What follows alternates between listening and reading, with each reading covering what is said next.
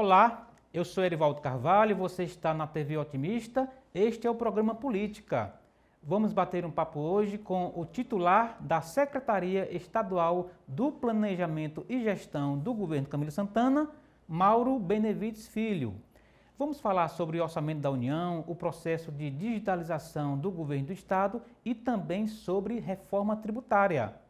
Estes pontos e outros a partir de agora no programa Política.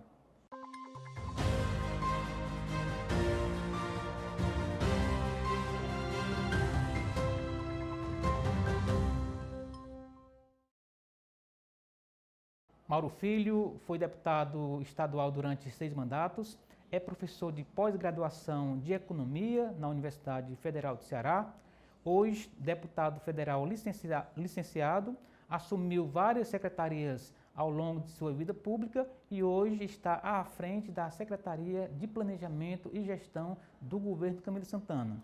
Tem pós-graduado em Economia nos Estados Unidos, na Universidade de Vanderbilt, no estado de Tennessee. Portanto, alguém que conhece bem a economia, tanto nacional como local, muito experiente, deputado federal licenciado, que é com ele que a gente conversa no programa de hoje. Secretário, primeiramente, muito bem-vindo à TV Otimista, é uma satisfação tê-lo aqui. Eu gostaria de começar por um ponto que tem chamado muita atenção, não só pela inovação, como também pelos resultados que estão rendendo ao governo Camilo Santana, que é o processo de digitalização no governo do Estado. Explique como que se deu esse processo e se isso lá na ponta está conseguindo entregar os resultados prometidos, E se temos aí também a chamada economicidade, que é inclusive um dos princípios da gestão pública. Boa tarde. Bom, primeiro quero agradecer e cumprimentar a TV Otimista pela oportunidade e você principalmente que me deixa nesse momento conversar alguns assuntos, não só sobre o estado do Ceará, conversar sobre o país e em especial nesse momento em que a Secretaria de Planejamento e Gestão, e é uma determinação do governador Camilo, que está na hora de nós passarmos para a época da digitalização, nós chamamos lá do papel zero, dessa fase que hoje nós temos de processos muito longos, muitas vezes páginas desaparecem dentro dessa estrutura, portanto a digitalização, que nós chamamos, repito, de papel zero, ela tem razões fundamentais.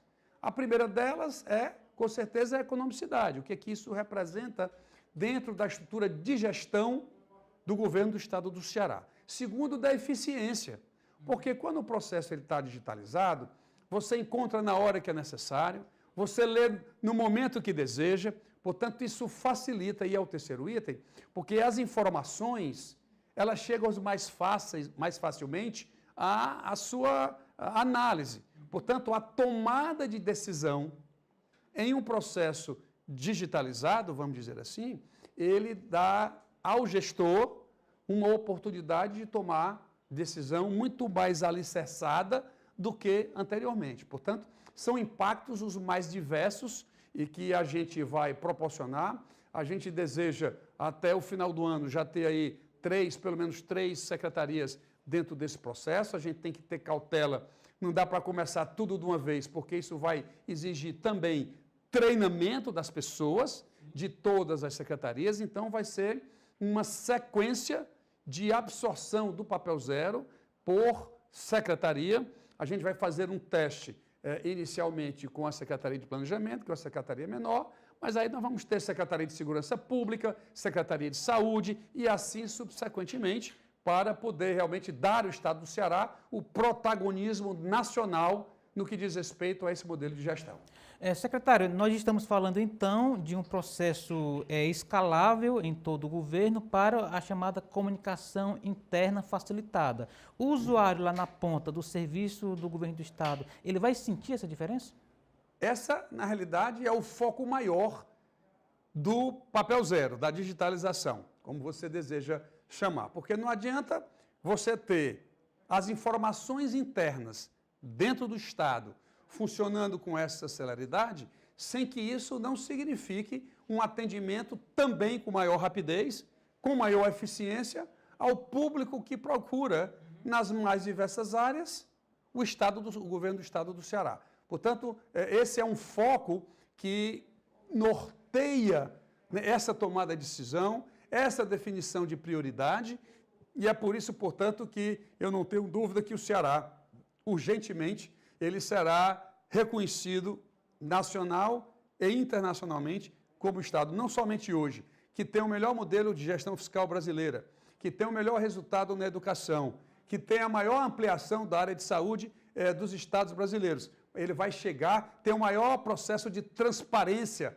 Ceará nota 10 em qualquer análise que é feita, também faz parte da gestão do governo do estado do Ceará. E, obviamente, que a gente precisa chegar ao máximo também na digitalização, na tomada de decisão eficiente e no tratamento do contribuinte que precisa do Estado e que, com certeza, precisa dos serviços, digo melhor, do Estado, não só o contribuinte, porque isso é um viés tributário, mas muito mais da população como um todo, que realmente demanda os nossos serviços e que serão prestados, portanto, com maior rapidez. Certo. Secretário, essa agilidade que a burocracia estatal vai ter acaba impactando em custos, né? Porque burocracia é algo que demanda recursos, né? Isso quer dizer que esse enxugamento, digamos assim, do serviço, a rapidez, vai deixar a máquina menos onerosa?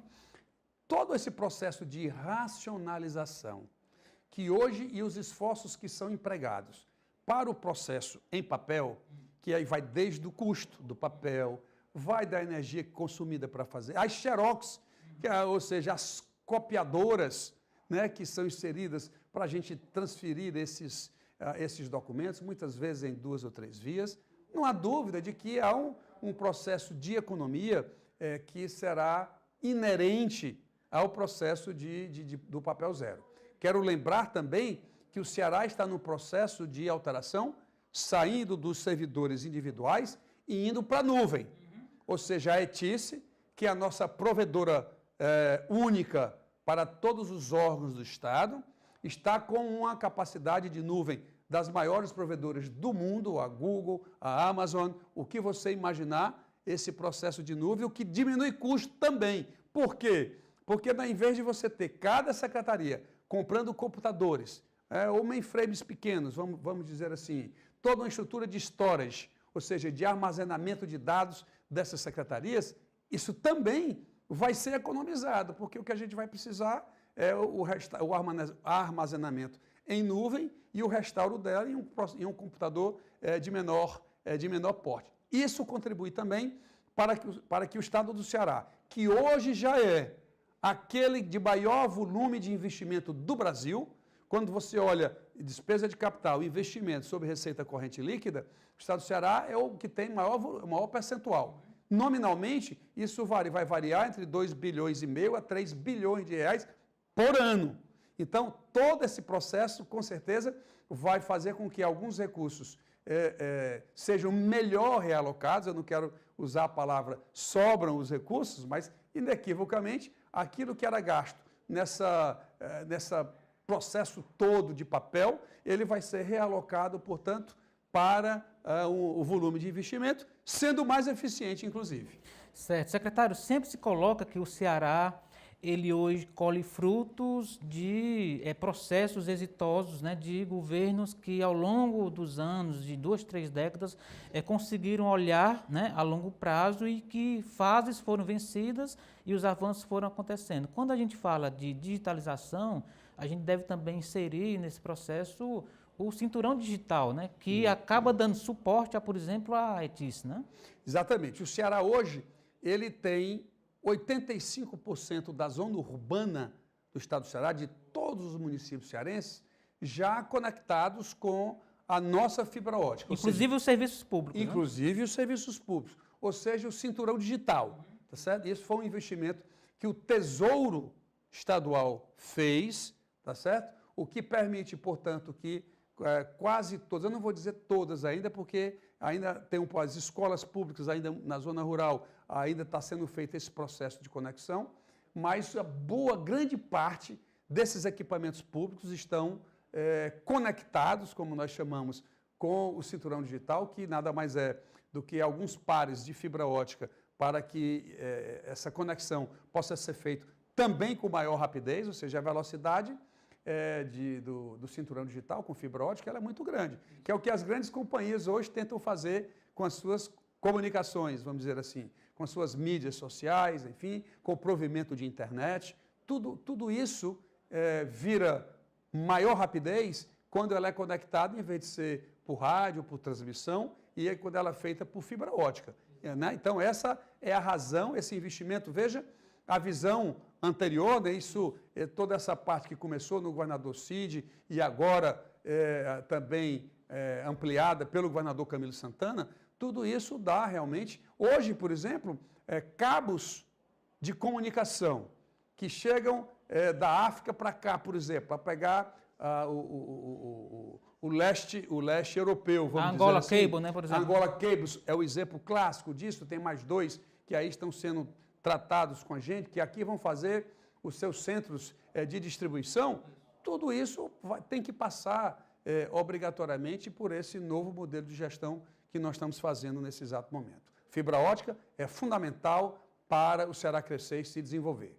Sem falar, secretário, que isso impacta diretamente na governança. Por exemplo, um secretário aqui em Fortaleza, ele consegue acessar em tempo real um dado de uma escola no município, de uma delegacia de polícia, de um posto de saúde. Exatamente, uma conexão de um posto de saúde, para você ver a estrutura do paciente imediatamente, ou seja, para tomar a decisão do médico. Olhando para o fisco, você vai ter o posto fiscal para gerar dados, lá na ponta, quando você entra no estado do Ceará, você vai ter o posto fiscal conectado em fibra ótica, para você já saber o que é que está chegando no estado, quando ele passa no scanner do nosso posto. Então, aonde você examinar, você vai ter realmente um ganho de eficiência para que esses dados, inclusive, que fornecem uma melhor base para a tomada de decisão, eu sempre dou ênfase a essa tomada de decisão, porque o número chegando mais apropriado e mais rapidamente, isso com certeza dá ao gestor, aos secretários, aos presidentes de órgãos, enfim, aos coordenadores das secretarias, aos secretários executivos, ter realmente uma tomada de decisão que possa realmente embasar e submeter, inclusive, ao governador do estado uma decisão realmente baseada na eficiência. Isso. E lá na ponta acaba também impactando, por exemplo, num Tribunal de Contas que vai ter que se debruçar sobre aquele serviço, aquela decisão que foi tomada, aquele número. Quer dizer que essa decisão com qualidade acaba revertendo para o próprio Estado, não? Não tenha nem dúvida quanto a isso. Aliás, você mencionou o Tribunal de Contas. Hoje, a transferência das prestações de contas de todos os órgãos do Estado, hoje elas já são feitas digitalmente. O Tribunal de Contas do Estado, recentemente presidido pelo presidente, pelo conselheiro Adilberto, e agora presidido pelo presidente Valdomiro, tudo isso, hoje o TCE já recepciona esses dados em equipamento próprio, em sistemas próprios, o que permite, portanto, essa conexão para uma melhor apreciação dessas contas. Tá certo, secretário. Vamos fazer um rapidíssimo intervalo, tá certo? O programa Política volta já aqui na TV Otimista, no programa Política, que vai também abordar outros pontos aqui com o secretário titular da CEPLAG. Não saia daí, a gente volta já.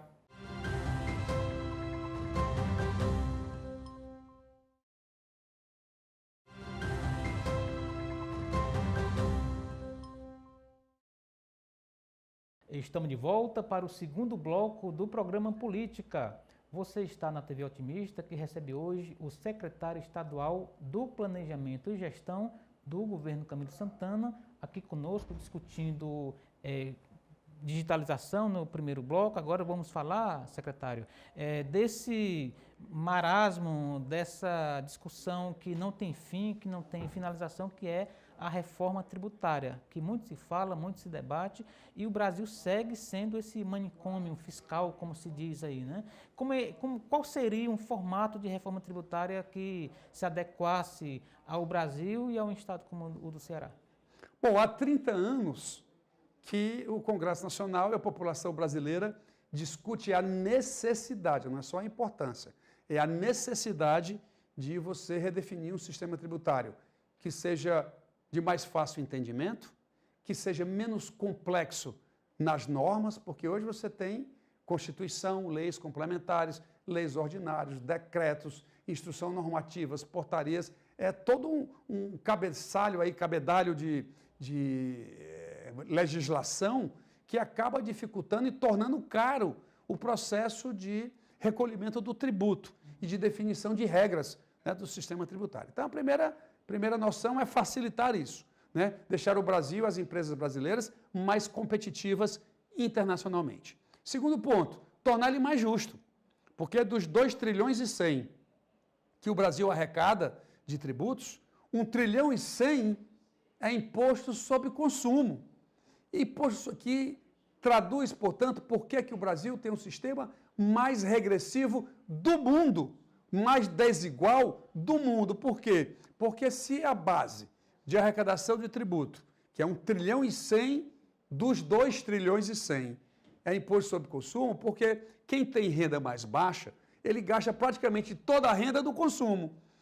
Portanto, quando você centra a arrecadação nessa faixa, quais são os 4 eixos de arrecadação do sistema tributário nacional? É o imposto sobre consumo, é o imposto sobre a renda, é o imposto sobre patrimônio e é o imposto sobre folha. São esses 4 componentes que fazem o processo arrecadatório. O consumo, eu acabei de falar, o patrimônio, né? Você tem o IPTU, você tem o ITBI, você tem o IPVA, são impostos que tratam do patrimônio, que é outro ponto totalmente desigual. Como assim, professor Mauro Filho? Dessa maneira. Quando você compra um carro, você paga IPVA. Todo ano a Fazenda está lá lhe cobrando. Mas como uma pessoa mais de melhor estrutura financeira compra um barco ou um avião, sabe quanto ele paga de imposto de renda, de imposto sobre propriedade de veículos automotores, o IPVA? Paga 0. Então você tem que fazer tanto a questão de melhor distributiva no consumo, mas você tem que fazer mais justa também no patrimônio. Para tirar a distorção. Para tirar a distorção.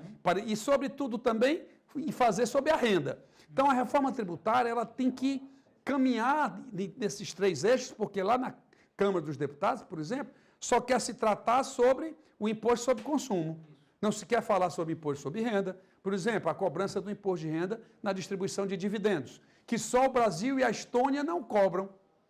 Então consumo. Agora, ela vai para frente se abordarem o imposto sobre patrimônio e se abordarem o imposto sobre a renda. Qual uma faixa razoável para o imposto sobre patrimônio? Sobre patrimônio, por exemplo, no ITCMD, os Estados Unidos, que é o que o brasileiro adora se comparar, porque nos Estados Unidos é assim, nos Estados Unidos é assado, pois bem, e é o centro do capitalismo mundial, são os Estados Unidos. Lá, a alíquota mínima do ITCMD é 20%. Aqui no Brasil, a máxima é 8%, e alguns estados cobram 4%. Ou seja, não é nada. Obviamente, você tem que retirar, tem que ter uma faixa de isenção. Né? Eu estou falando de patrimônios, por exemplo, acima de 10 milhões de reais ou de 20 milhões. Isso precisa ser calibrado, porque a classe média já está sofrida, né, com o processo, a classe menos favorecida já não aguenta mais imposto no seu lombo. A gente tem que realmente tornar essa estrutura tributária cobrando mais dos mais ricos e diminuindo o tributo daqueles que são menos favorecidos. Se você conseguir juntar essas consumo, patrimônio e renda, você com certeza dará uma maior viabilidade para que a reforma tributária possa ser aprovada, porque do jeito que está não faz sentido. Um outro ponto importante, ela acaba com o incentivo fiscal. Como é que as empresas que vieram para o Ceará, para que elas se tornem competitivas com aquela que está instalada no sul e sudeste brasileiro, ela precisa ter um incentivo, porque o insumo da produção vem de lá para cá, isso tem um custo de frete, de logística, ele produz e devolve o bem para o sul e sudeste, porque lá 72% do PIB brasileiro está no sul e sudeste. Então, o grande consumidor também está lá. Então, o incentivo fiscal é fundamental. A reforma tributária que está proposta lá, ela acaba com o incentivo, isso prejudica o norte, o nordeste e o centro-oeste. Portanto, esse é um outro ponto. Se não criar um fundo de desenvolvimento regional para poder cobrir um pouco esses incentivos... Fazer uma câmara de compensação. Fazer uma câmara de compensação, isso dificulta também a aprovação no âmbito do Congresso Nacional. Agora, secretário, o senhor falou, deixou nas entrelinhas o que a gente conhece como guerra fiscal. Isso não acaba prejudicando todo mundo? Pelo contrário, por que que uma indústria de calçados tinha que estar eternamente em São Paulo e no Rio Grande do Sul? Por quê? Por que que tem que ser assim? Então, para você deslocar um centro industrial para uma outra região, aonde não tem o insumo para produzir aquele bem e não tem um grande mercado consumidor, a teoria econômica já diz que você tem que ter pelo menos uma igualdade de condição. Porque o pessoal chama guerra fiscal, mas não é nada licencioso, gratuito, não. Você faz uma conta para compensar o custo de produção da empresa que está saindo de lá, vem para cá, para o Norte, Nordeste e o Centro-Oeste, cada um com seus custos diferenciados, e você compensa esse custo para poder se instalar. Sem falar nos efeitos indiretos de geração de emprego, de geração de renda e de tributos também, porque o incentivo fiscal ele é só de parte do tributo a ser recolhido. Portanto, o Estado ganha. Toda empresa que se instala nova no estado do Ceará, o Estado aumenta a receita, ele não diminui receita, que é um outro conceito que poucas pessoas já se convenceram de que isso é importante na avaliação do incentivo fiscal. Ou seja, quando isso é escalado, o Tesouro do Estado acaba percebendo. É porque antigamente se falava muito em incentivo fiscal de 100%. Então, você instalava a empresa e não tinha nenhum retorno para o erário estadual. Obviamente que você tinha que medir o impacto no emprego, como eu já falei, o impacto isso gera renda. Agora, hoje em dia, o incentivo maior que existe, se for muito longe de Fortaleza, é 75%. Então, se uma empresa se instala no Ceará, no mínimo, ele vai ter 25% a mais do imposto gerado pela nova empresa que escolheu o nosso querido estado do Ceará para poder iniciar o seu processo de produção. Portanto, não é gracioso como as pessoas falam por aí afora. Tem um componente técnico fiscal mais profundo que acaba incentivando a economia cearense. Certo. Secretário, o senhor como economista, professor, deputado aqui e agora em Brasília, deputado federal licenciado, deve também ter falado, interagido com o mercado privado, que também sente as dores, né, da ausência de uma reforma tributária, né? Qual é o diálogo que, por exemplo, a Câmara dos Deputados consegue fazer com esse segmento, que afinal de contas, quem paga a conta, né?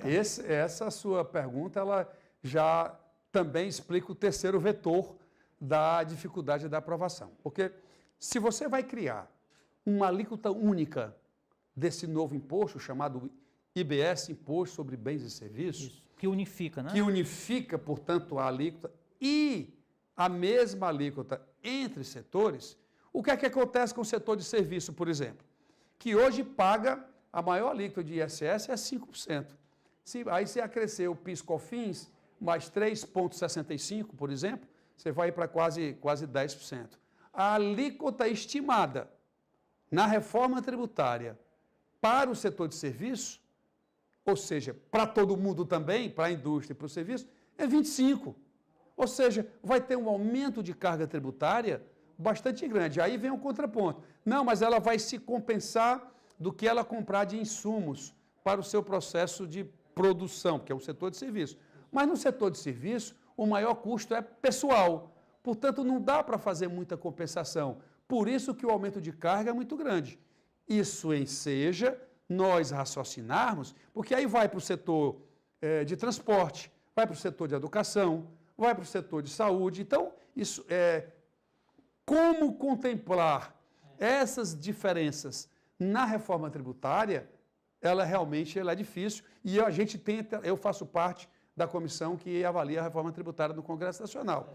E lá a gente tem conversado muito com o setor privado, que, como você bem falou, é ele que, ao final, faz o repasse entre o que o consumidor paga e que ele tem que transferir aquilo que é pago pelo consumidor aos fiscos, seja ele municipal, estadual ou federal. E isso também tem dificultado, apesar das consultas permanentes que esses segmentos têm feito lá para a gente, e a gente tem procurado, nós temos procurado compreender essas dificuldades nas modificações que a PEC, a proposta de emenda constitucional número 45, que é da Câmara, tem a 110 do Senado, Tem a do governo, que não trata nada disso, ele só quer juntar PIS, a nova legislação de PIS. É algo bem simplista, né? Exatamente, é uma coisa bem simples, não é uma reforma tributária.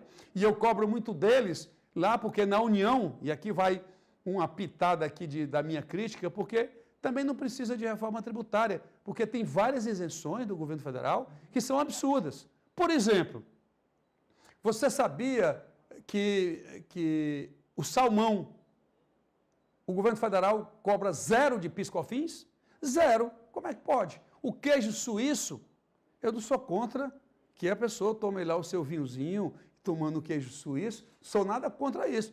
Mas quem faz isso tem dinheiro para pagar. Ser 0 de PIS/COFINS... Enquanto isso, a cesta básica tributária... Paga 7%. Isso. Paga 7%. O ICMS é 18%, você reduz para 7%. Deveria ser isenta no seu... A cesta básica? Sim. Tudo que é isento, ela gera ineficiência dentro do processo de produção.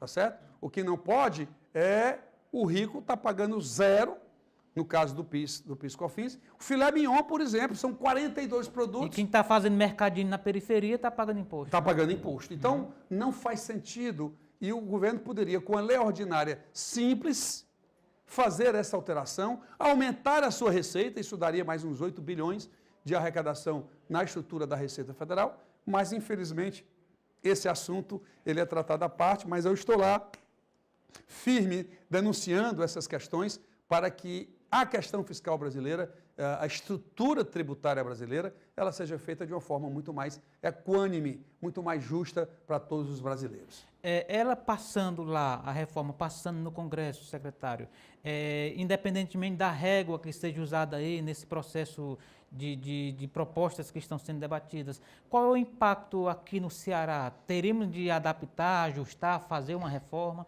Como assim, para o estado do Ceará, que é um estado consumidor, o que é isso? Nós produzimos menos do que consumimos. Então, a gente tem que trazer de outros estados para cá. Então, hoje, como a gente cobra o diferencial de todos os estados brasileiros, são obrigados a cobrar o diferencial de alíquota, a alíquota do ICMS é 18%. Então, quando você compra um produto de São Paulo, fica 7% em São Paulo, para o estado do Ceará fica 11%, para fazer os 18%, que é a alíquota do ICMS. Então, ao transformar num imposto que será cobrado todo no destino, ou seja, os 7% da produção deixará de existir, vem todo para o consumo, a tendência é que o estado do Ceará ganhe, nesse aspecto, uma maior receita. Só não é verdade ainda na integralidade, porque ela diz o seguinte: os estados que ganharem com a reforma tributária, durante 10 anos, esse acréscimo de receita, ele tem que ser usado para compensar os estados que vão perder. Então, o ganho, ele é de médio prazo. Depois de que durante 10 anos... Quando fechar a janela... desse prazo de 10 anos, esse acréscimo de receita, por ser um imposto que terá como princípio o destino, isso, em tese, faria o estado do Ceará ganhar, mas... nesse momento, ele terá que compensar os estados que vão perder, porque senão também essa proposta também não seria aprovada, porque nenhum estado quer perder receita nesse momento, nesses próximos 10 anos. Tá certo. A gente vai fazer mais um rapidíssimo intervalo, tá certo, secretário? A gente volta já aqui com o programa Política na TV Otimista. Não saia daí, a gente volta já.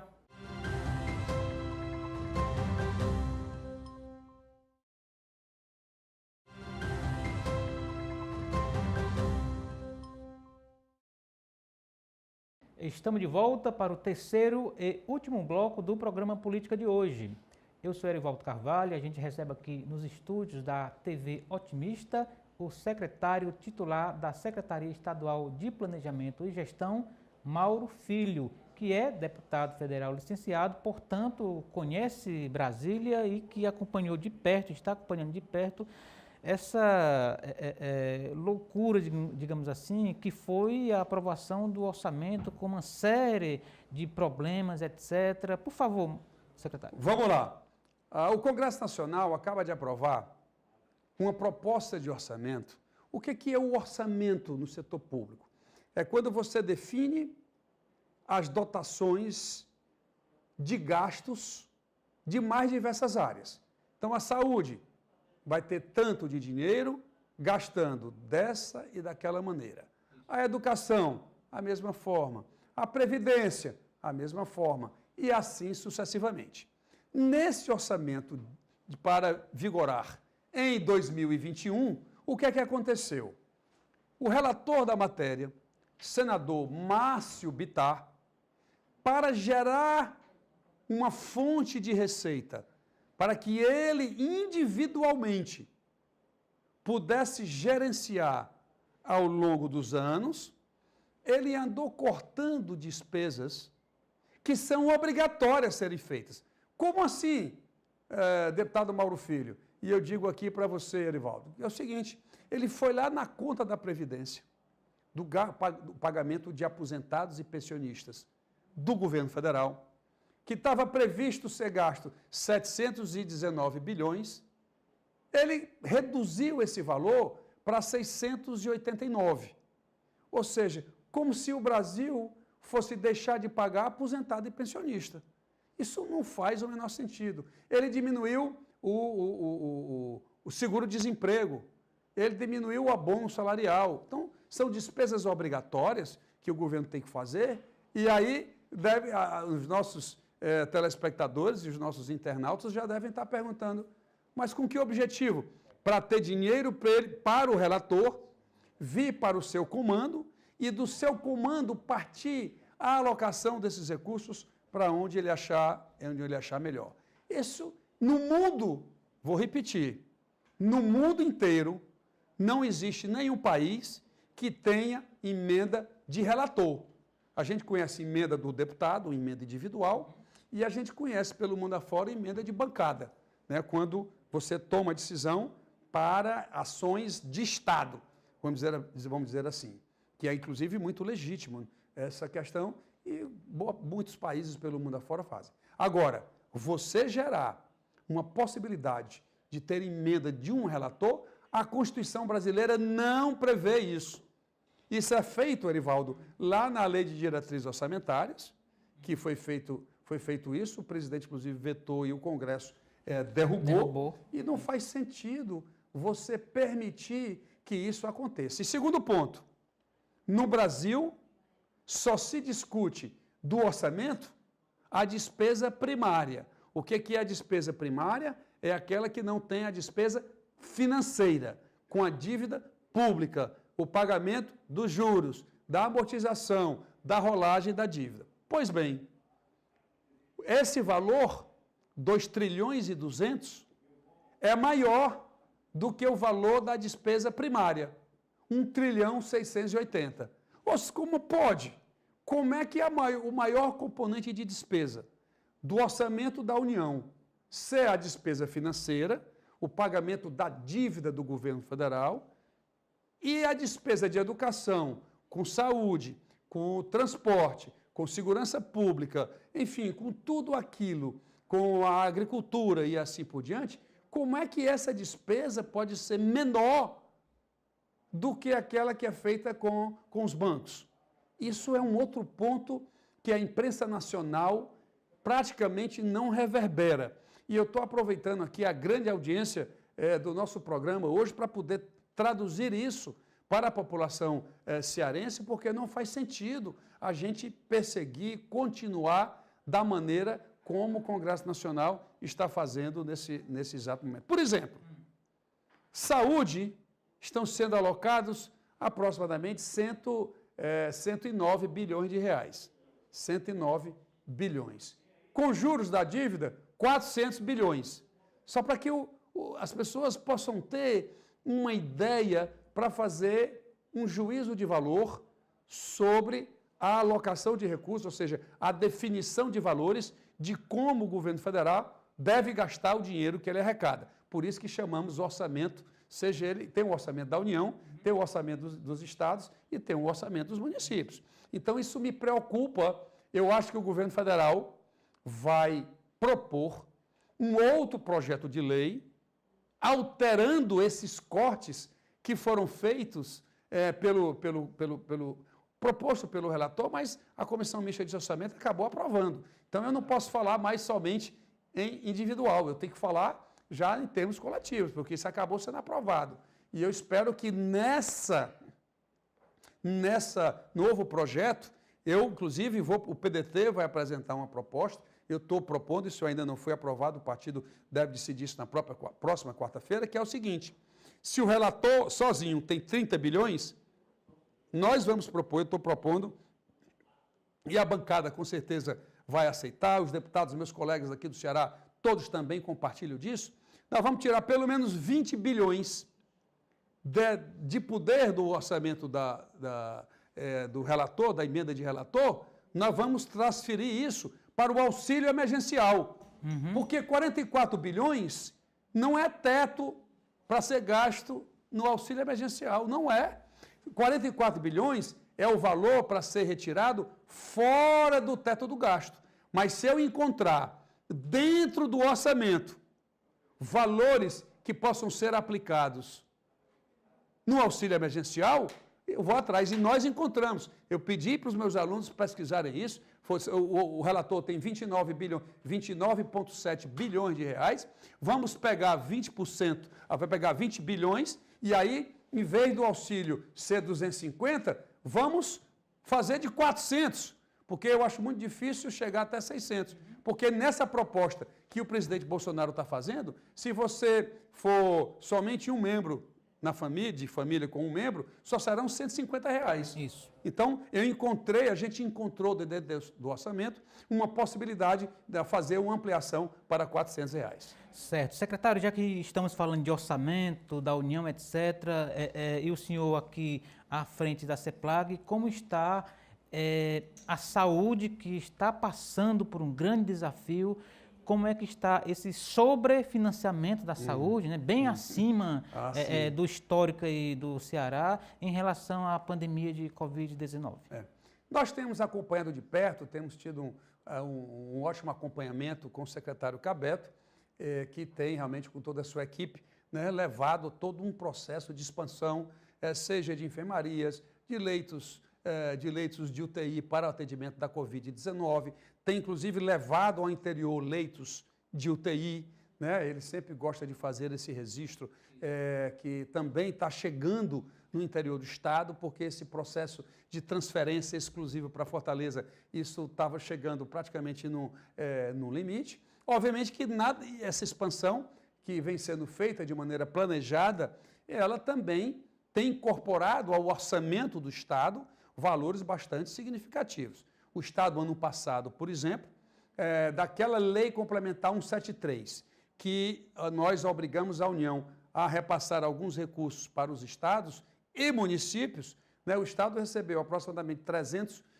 milhões de reais para a saúde, e o Estado aportou 700. Então, foi 1 bilhão a mais dentro do orçamento para poder dar condições para que o secretário Cabeto e a equipe pudessem, inclusive compartilhando com municípios, pudessem realmente executar. Veja que esse ano a pandemia está, inclusive, mais forte do que a primeira onda que tivemos ano passado. Então, há toda uma necessidade de ampliação de carga horária dos profissionais, do número, porque não é só, um efeito não é só o salário, né? Não é só o valor do plantão, mas é o número de profissionais. Então, você tem dois efeitos.